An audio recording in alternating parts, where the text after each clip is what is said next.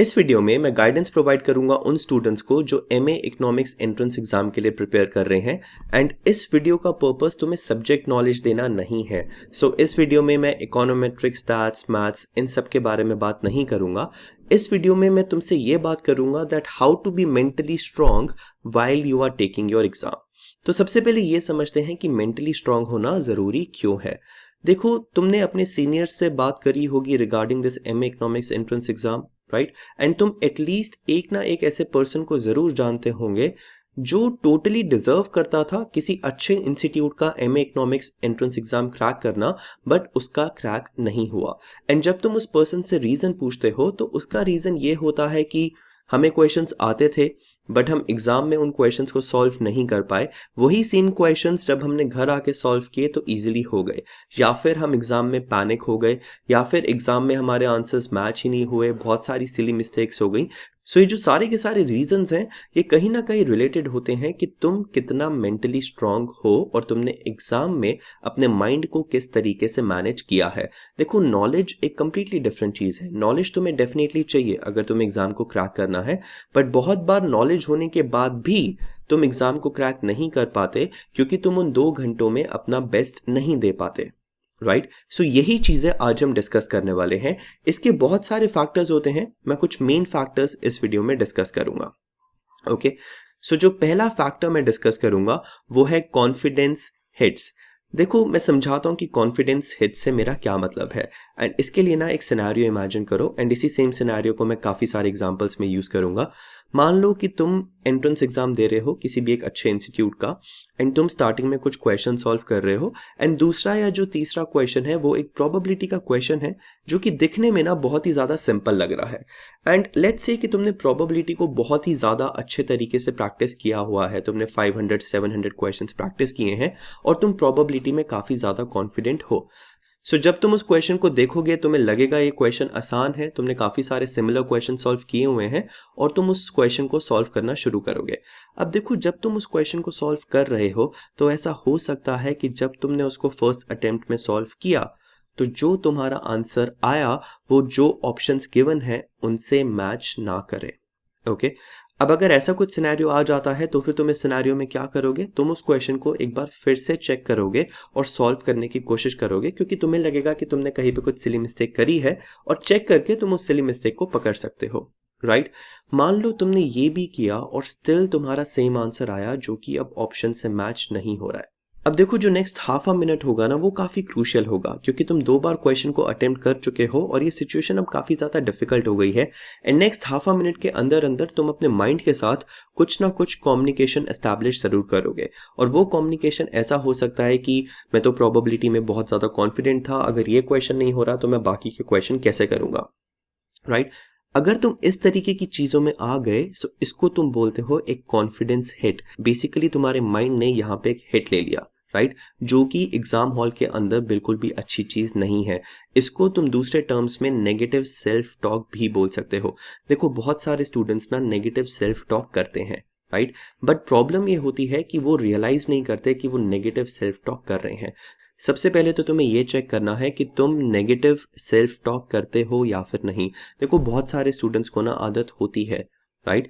तो तुम्हें इस चीज को एग्जाम हॉल में ना अवॉइड करना होगा एट एनी कॉस्ट।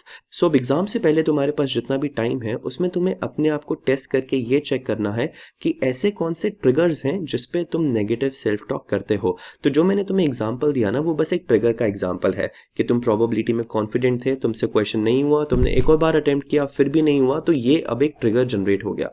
एंड जैसे ही ट्रिगर जनरेट हुआ तुमने नेगेटिव सेल्फ टॉक करी और तुमने अपने माइंड को एक कॉन्फिडेंस हिट दे दिया, राइट? सो जितने भी ट्रिगर्स हैं, देखो हर स्टूडेंट के ना अलग अलग ट्रिगर्स होंगे। जितना भी टाइम तुम्हारे पास एग्जाम से पहले बचा है, इन ट्रिगर्स को ढूंढो कि ये ट्रिगर्स क्या होते हैं जिनकी वजह से तुम नेगेटिव सेल्फ टॉक करते हो।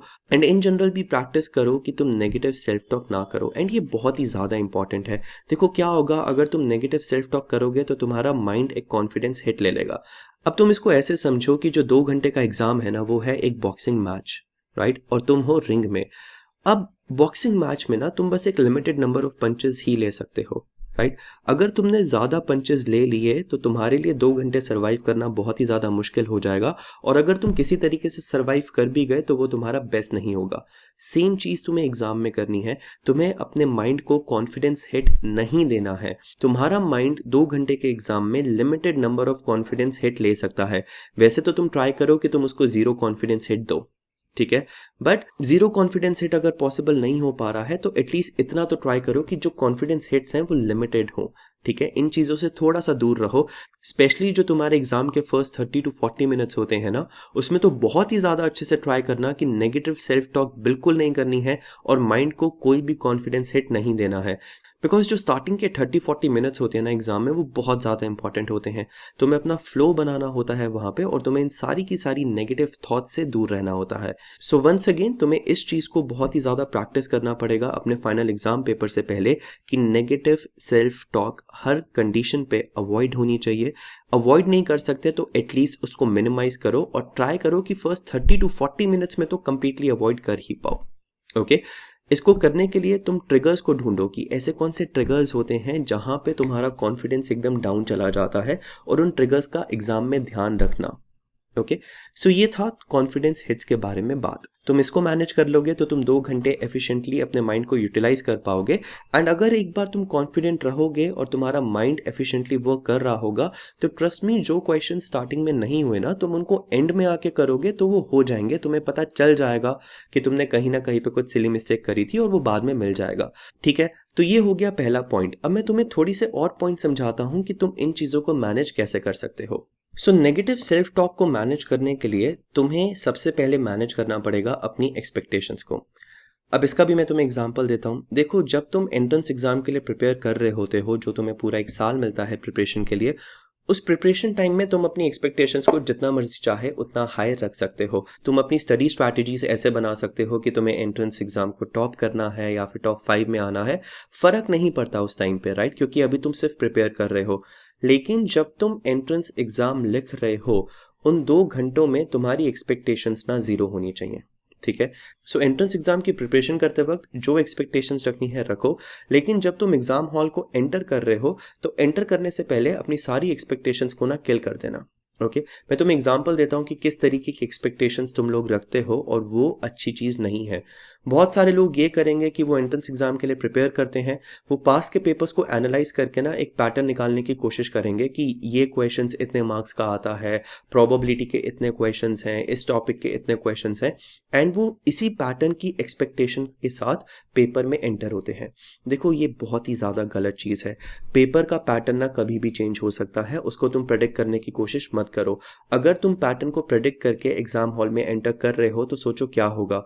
तुम्हारे हाथ में क्वेश्चन पेपर आएगा, एंड मान लो अगर पैटर्न चेंज हो चुका तो स्टार्टिंग के 2 या 3 मिनट में ही जब तुम उस क्वेश्चन पेपर को पढ़ रहे हो, तुम्हारे माइंड को पहला कॉन्फिडेंस हिट मिल जाएगा। बिकॉज पहले ही 2-3 मिनट में तुम अपने माइंड को ये बोल रहे होगे कि इन्होंने तो पैटर्न ही चेंज कर दिया, विच इज़ अगेन, जैसा कि मैंने पहले भी बताया, बहुत ही बेकार चीज़ है। अगर तुम्हें फर्स्ट 30-40 मिनट्स में कॉन्फिडेंस हिट्स मिल गए तो तुम्हारे माइंड की एफिशिएंसी कम हो जाएगी। सो पैटर्न के ऊपर एक्सपेक्टेशंस 0 रखना। सेकेंडली, ये भी मत सोच के पेपर में एंटर होना कि हमें कितने नंबर ऑफ क्वेश्चंस को अटेम्प्ट करना है। देखो, कुछ नहीं कह सकते कि तुम कितने नंबर ऑफ क्वेश्चंस को अटेम्प्ट करोगे। डिपेंड करता है पेपर का डिफिकल्टी लेवल क्या आ रहा है। कभी कभी ये होगा तुम ज़्यादा कर पाओगे, कभी कभी ये होगा तुम कम कर पाओगे। तो कुछ भी ऐसी एक्सपेक्टेशन लेके ना पेपर में एंटर मत होना। द ओनली थिंग जिसको सोच के तुम्हें पेपर में एंटर होना होता है वो ये होता है कि तुम्हें पेपर में उन 2 घंटों में अपना बेस्ट देना है, ताकि जब तुम उस पेपर से बाहर आओ तो तुम्हें ये रिग्रेट ना रहे कि मैंने अपना बेस्ट दिया नहीं।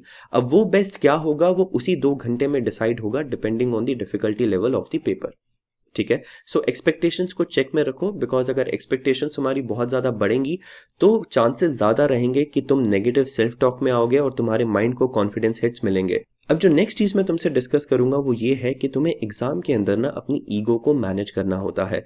देखो, ईगो एक बहुत ही नॉर्मल चीज़ है, हर एक ह्यूमन बीइंग में होती है to some extent, and to some extent ego का होना इंपॉर्टेंट भी होता है। बट एग्जाम हॉल में ना तुम्हें थोड़े टाइम के लिए अपनी ईगो को साइड में रखना पड़ेगा। मैं एग्जांपल देता हूँ इसके लिए भी। मान लो तुम दिल्ली यूनिवर्सिटी टॉपर हो, या फिर जो भी तुमने कोचिंग इंस्टीट्यूट ज्वाइन किया हुआ है, तुम उस कोचिंग इंस्टीट्यूट के बैच में बेस्ट हो, तुम अपने कॉलेज में बेस्ट हो, तुम अपने फ्रेंड सर्कल में बेस्ट हो। अब जब तुम प्रिपरेशन कर रहे हो और तुम अपने फ्रेंड सर्कल में बेस्ट हो, तुम कोचिंग इंस्टीट्यूट के बैच में बेस्ट हो, तो कहीं ना तुम्हारे अंदर बहुत ज़्यादा ईगो आ जाती है कि मैं तो ये सारे के सारे क्वेश्चंस कर ही दूंगा, या फिर तुम्हारी एक्सपेक्टेशंस ये बन जाती है कि मैं तो टॉप 10 में ही आऊँगा, या फिर मेरा तो कम्प्लीटली क्रैक हो ही जाएगा। और इससे ना बाद में नर्वसनेस भी आती है, क्योंकि तुम एक्सपेक्टेशंस को बहुत ज़्यादा बढ़ा देते हो। देखो, इन चीज़ों से ना दूर रहना, स्पेशली जब तुम 2 घंटे में अपना एग्ज़ाम लिख रहे हो। मान लो तुम एग्ज़ाम हॉल में एंटर हो रहे हो इस एक्सपेक्टेशन के साथ कि मेरे को टॉप 10 में आना है। अगर तुम इस एक्सपेक्टेशन के साथ एग्ज़ाम हॉल में एंटर हुए कि तुम्हें टॉप 10 में आना है, तो ऐसा हो सकता है कि चीज़ें तुम्हारे फेवर में ना जाएं, क्योंकि अगर 1 या 2 क्वेश्चंस सही से सॉल्व नहीं हुए तो तुम घबराने लगोगे कि मैं अब टॉप 10 में नहीं आ पाऊंगा, और उस घबराहट में और भी क्वेश्चंस गलत हो जाएंगे। तुम्हारा टारगेट कुछ भी रैंक को लेके नहीं होना चाहिए जब तुम एंट्रेंस एग्जाम को लिख रहे हो। वंस अगेन, फर्क नहीं पड़ता रैंक क्या आ रही है, मेन टारगेट ये रहता है कि बस एंट्रेंस एग्जाम क्रैक होना चाहिए। तो जो तुम्हारा 2 घंटे का एग्जाम का पीरियड होता है ना, उसमें तो तुम्हें रैंक के बारे में सोचना ही नहीं होता। तुम्हें सिर्फ एक ही चीज़ के बारे में सोचना होता है कि इस 2 घंटे में मुझे मेरा बेस्ट करना है, माइंड को कॉन्फिडेंस हिट्स नहीं देने हैं, नेगेटिव सेल्फ टॉक से दूर रहना है, और बहुत ही एफिशिएंटली चीज़ों को सॉल्व करना है।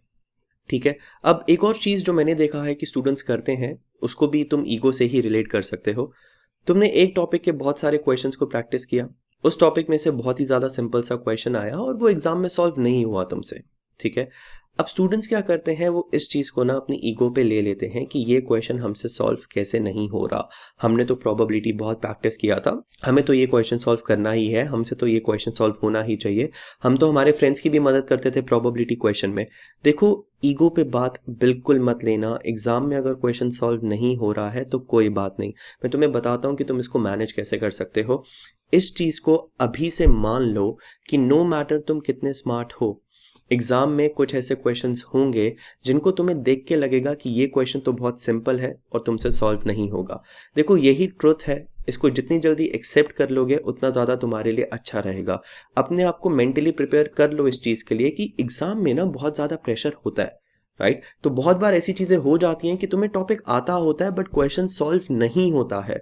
सो मेंटली प्रिपेयर्ड रहो कि ये चीज़ तो पक्का होती ही होती है एग्जाम में। रेयरली कुछ स्टूडेंट्स होंगे जिनके साथ शायद ना हो, but most of the students के साथ ये चीज़ होती है। ये बहुत ही एक कॉमन सिनेरियो है। अगर तुम इसको जल्दी से एक्सेप्ट कर लोगे कि तुम्हें ऐसी चीज़ एग्जाम में देखने को मिलेगी जहाँ पे तुम्हें क्वेश्चन को देख के लगेगा ये बहुत ज़्यादा सिंपल है और वो तुमसे नहीं होगा, तो तुम एग्जाम में ना घबराओगे नहीं, क्योंकि तुम ऑलरेडी मेंटली प्रिपेयर्ड हो, तुम्हें पता है ऐसी चीज़ें हो जाती हैं, राइट। एंड ऐसी चीज़ें भी होंगी कि तुम्हें एग्जाम में एक क्वेश्चन को देख के लगेगा कि ये क्वेश्चन तो थोड़ा सा डिफिकल्ट है, या फिर ये टॉपिक तो मैंने किया ही नहीं है एंड इसमें से क्वेश्चन आ गया। बट जब तुम ऑप्शंस को देखोगे, ऑप्शंस इतने आसान होंगे कि तुम क्वेश्चन का आंसर टिक कर पाओगे। सो देखो, दोनों चीज़ें होंगी एंड इन दोनों चीज़ों का ना तुम ज़्यादा कुछ कर नहीं सकते। तुम्हें आता होगा और क्वेश्चन का आंसर नहीं निकलेगा, तुम्हें नहीं आता होगा और क्वेश्चन का आंसर तुम्हें किसी ना किसी तरीके से पता चल जाएगा, बिकॉज मल्टीपल चॉइस क्वेश्चन हैं, तो तुम बहुत सारी एलिमिनेशन स्ट्रैटेजीज भी लगा सकते हो। इसको एक्सेप्ट कर लो, ये होगा, ताकि जब ये चीज एक्चुअली में पेपर में हो तब तुम्हें उस टाइम पे कोई भी घबराहट ना फेस करनी पड़े। इसको अगर तुम जल्दी से जल्दी एक्सेप्ट कर लोगे, तुम्हारा एक कॉन्फिडेंस हिट या फिर थोड़े से लेवल की negative self talk exam hall में बच जाएगी। ठीक है। सो एक तुम्हें इस चीज का भी ध्यान रखना है, और एक दूसरी चीज जो मैंने रिपीट करी, try to let go of things. ठीक है। क्वेश्चन से अटैच नहीं होना है, ईगो पे नहीं वर्क करना है। प्रोबेबिलिटी का क्वेश्चन नहीं हो रहा, बहुत ज़्यादा प्रैक्टिस किया था, कोई बात नहीं, सिंगल क्वेश्चन पे तुम्हारा पूरा का पूरा पेपर डिपेंड नहीं करता है। बाकी का पेपर सॉल्व करो और एंड में जब तुम्हारा पेपर हो जाएगा तब तुम वापस आके एक बार उस क्वेश्चन को फिर से थोड़ा सा टाइम दे सकते हो, तो वहां पे शायद वो सॉल्व हो जाएगा। ठीक है। सो जो सिली मिस्टेक तुम्हें स्टार्टिंग में नहीं मिल रही थी, क्या पता वो एंड में मिल जाए। बट किसी भी क्वेश्चन से ना अटैच मत होना कि ये तो होना ही चाहिए था, ये क्वेश्चन क्यों नहीं हो रहा है, मैंने तो बहुत प्रैक्टिस किया था। ये सारी चीज़ें तुम्हें एग्जाम हॉल में नहीं सोचनी है, ये सारी चीज़ें तुम एग्जाम के बाद सोच सकते हो। ठीक है। सो बेसिकली एक आर्ट होती है ऑफ लेटिंग गो थिंग्स, तुम्हें इसको भी मास्टर करना पड़ेगा। कुछ क्वेश्चंस हैं उनको छोड़ो, राइट, और उनके बारे में ज़्यादा मत सोचो। बाकी के क्वेश्चंस को अटेम्प्ट करो, उन क्वेश्चंस को बाद में करना। इनफैक्ट एंट्रेंस टेस्ट में ऐसा भी होगा कि कुछ क्वेश्चंस ऐसे आएंगे जो कि बहुत ही ज़्यादा टफ होंगे। वो क्वेश्चंस बनाए ही इसलिए जाते हैं कि तुम उनको छोड़ दो। पूरा एंट्रेंस एग्जाम ना तुम्हें नहीं अटेम्प्ट करना होता है, तुम कुछ ना कुछ क्वेश्चंस छोड़ना अफोर्ड कर सकते हो, ठीक है।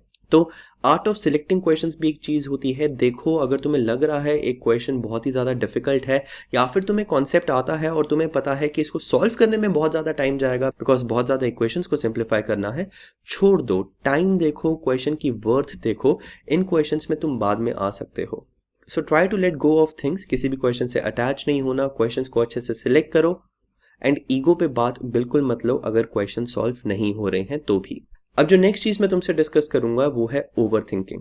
देखो, ये भी इन्हीं सारी चीज़ों से रिलेटेड है। जब तुम एग्जाम हॉल में होते हो ना तो तुम बहुत सारी चीज़ों को ओवर थिंक करते हो। तुमसे क्वेश्चन सॉल्व नहीं होता और तुम ये सोचने लग जाते हो कि काश मैंने ये टॉपिक प्रिपेयर किया होता, अब तो मेरा पूरा का पूरा एक साल वेस्ट हो जाएगा, काश मैंने प्लेसमेंट्स में बैठ लिया होता। ये सारी चीज़ें ना तुम्हें नहीं सोचनी होती हैं। देखो, इसी को तुम बोलते हो ओवर थिंकिंग। सबसे पहले तो इस चीज़ पर अग्री करते हैं that over thinking is a complete waste of time, right. उसके बाद इस चीज़ पे अग्री करते हैं कि ओवर थिंकिंग बहुत लोग करते हैं, मैं भी करता हूँ, काफ़ी ज़्यादा नॉर्मल चीज़ है। इनफैक्ट बहुत सारी सिचुएशंस में तुम कंट्रोल भी नहीं कर पाते हो, ओवर थिंकिंग हो जाती है, ओके।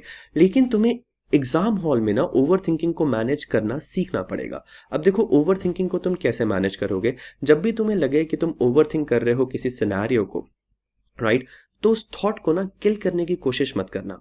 मैं तुम्हें समझाता हूँ कि ये कैसे वर्क करता है। तुम ऐसे इमेजिन करो कि तुम्हारे अंदर ना एक फियर मंकी है। वो फियर मंकी क्या करता है कि जब भी वो डर जाता है वो ओवर थिंक करने लगता है और तुम्हें वो सारी की सारी थॉट्स फीड करता है। अब अगर तुम उस फियर मंकी को ये बोलो कि ये सारी की सारी थॉट्स तो बेकार हैं, तुम इन थॉट्स को किल करो, तो वो ना मुश्किल हो जाएगा। फियर मंकी तुम्हें वो करने नहीं देगा। तुम्हें ना बहुत टाइम स्पेंड करना पड़ेगा उन थॉट्स को किल करने में, राइट। सो इसका ऑल्टरनेटिव क्या है? थॉट्स को कभी भी ना किल मत करो, क्योंकि उसमें थोड़ा सा ज़्यादा टाइम लगता है, वो थोड़ा सा डिफिकल्ट चीज़ होता है। हमेशा थॉट्स को पोस्टपोन करो। देखो, थॉट्स को पोस्टपोन करना थॉट्स को किल करने से ज़्यादा आसान होता है।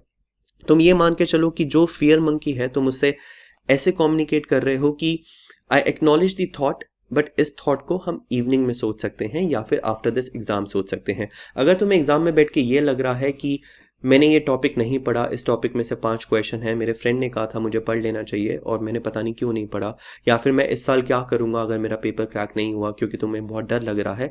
देखो, इन सारी चीज़ों के लिए ना तुम्हें एग्जाम के बाद भी टाइम मिलेगा। आई एम नॉट सेइंग कि ये तुम्हारे जो कंसर्न्स हैं वो वैलिड नहीं है। ये थॉट्स आती हैं बिकॉज तुम सीरियस हो अपने करियर को लेके, तो ये सारी चीज़ें रहेंगी। लेकिन उस टाइम पे नहीं सोचना, उस टाइम पे किल करने की कोशिश मत करो, बिकॉज थॉट्स जो हैं वो वैलिड है।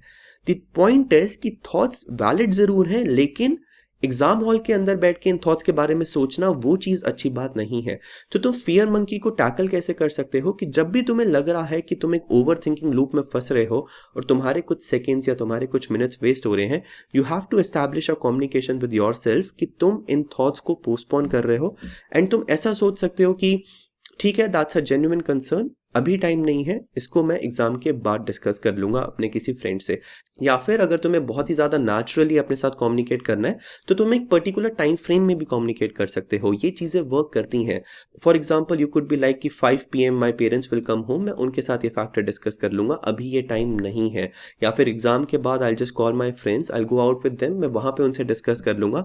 या फिर मैं घर जाके मेरे को जो भी ओवर थिंकिंग करनी है, मैं घर जाके उस ओवर थिंकिंग को कर लूंगा। सो उन सारी थॉट्स के लिए ना तुम्हें बहुत ज़्यादा टाइम मिलेगा। इट्स जस्ट कि जो 2 घंटे एग्जाम के लिए है ना, उनमें उन थॉट्स को बिल्कुल इंपॉर्टेंस मत देना। किल भी मत करना, किल करना मुश्किल हो जाता है, राइट। थॉट्स वैलिड है। पोस्टपोन करना, अपने आप को ये समझाना कि तुम्हें एग्जाम के बाद ना पूरा दिन मिलेगा उन चीज़ों को एनालाइज करने का, दोस्तों से बात करने का, पेरेंट्स से बात करने का और अपनी गलतियों से सीखने का। सो ओवर थिंकिंग किल मत करो, पोस्टपोन करो, बाद में उन चीज़ों के बारे में सोचो, सो दैट तुम्हारा एग्जाम में टाइम बच पाए, ठीक है। एक नेक्स्ट चीज़ है जिसका तुम्हें ध्यान रखना है। अब जो लास्ट चीज़ मैं इस वीडियो में डिस्कस करने वाला हूँ वो ये है कि कुछ क्वेश्चंस में ना 5 to 10 सेकेंड्स ज़्यादा स्पेंड किया करो एक बार सब कुछ चेक करने के लिए। मैं तुम्हें समझाता हूँ इसका पर्पस क्या है और ये तुम्हें क्यों करना चाहिए। देखो, हमारी आदत पूरे साल में ना ये बन जाती है कि हमने सामने क्वेश्चन को देखा, हम फटाफट से उस क्वेश्चन को सॉल्व करना शुरू करते हैं। सॉल्व करके जो आंसर आता है हम वो देखते हैं कि वो आंसर ऑप्शन में गिवन है, हम उस ऑप्शन को टिक कर देते हैं। अब देखो, बहुत सारी केसेस में ना ऐसा होता है कि जब तुमने स्टार्टिंग में क्वेश्चन को सॉल्व करना शुरू किया था, कहीं ना कहीं शायद एक छोटा पीस ऑफ इंफॉर्मेशन मिस हो जाता है। तो तुम्हें क्या करना चाहिए, जब तुमने एक बार एक क्वेश्चन को सॉल्व कर लिया, सॉल्व करने के बाद ना 5 to 6 सेकंड्स और स्पेंड करो। सारे क्वेश्चंस पे नहीं, बट एटलीस्ट कुछ क्वेश्चंस में तो करो, जहां पे तुम क्विकली क्वेश्चन को एक बार फिर से पढ़ो और जो तुमने आंसर लिखा है एक बार उसको फिर से देखो कि हाँ ये सेंसिबल है और यही राइट आंसर है। देखो, इससे क्या होगा कि तुम्हारे ना सिली मिस्टेक्स के चांसेस थोड़े कम हो जाएंगे, बिकॉज जरूरी नहीं है जो तुमने आंसर सॉल्व करके निकाला है वही राइट आंसर हो। आई एम नॉट सेइंग तुम्हारी कैलकुलेशन गलत है, बट कभी कभी जो आंसर तुमने सॉल्व करके निकाला है उस आंसर में ना फर्दर कुछ फिल्टर्स और लगते हैं, एंड उन फिल्टर्स लगाने के बाद तुम करेक्ट आंसर पे पहुंचते हो।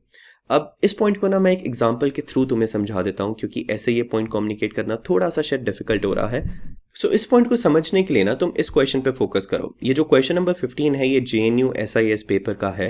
देखो, ये जो 15th क्वेश्चन है ना, ये काफी सिंपल सा क्वेश्चन है। तुम्हें डिस्क्रीट रैंडम वेरिएबल x दिया हुआ है, तुम्हें उसकी वैल्यूज दी हुई है 0 1 2 3, उसके बाद तुम्हें प्रोबेबिलिटी इन्फॉर्मेशन दी हुई है c की टर्म्स में, और वो तुमसे बस ये पूछ रहे हैं कि c की वैल्यू क्या है। अब अगर मैं तुम्हें ये क्वेश्चन दूं तो सबसे पहली थॉट क्या आएगी माइंड में एग्जाम में इस क्वेश्चन को सॉल्व करते वक्त? प्रोबेबिलिटी इन्फॉर्मेशन गिवन है, इन सारी की सारी प्रोबेबिलिटीज को अगर तुम ऐड करोगे तो जो सम है वो होना चाहिए इक्वल टू 1। उसके बाद तुम्हारे पास सी में एक इक्वेशन आ जाएगी जो कि एक क्वाड्रेटिक इक्वेशन होगी। तुम उस क्वाड्रेटिक इक्वेशन को सॉल्व करोगे एंड एंड में जो तुम्हें आंसर मिलेगा उस क्वाड्रेटिक इक्वेशन को सॉल्व करके वो मिलेगा c इक्वल टू 1 या फिर c इक्वल टू 2/3।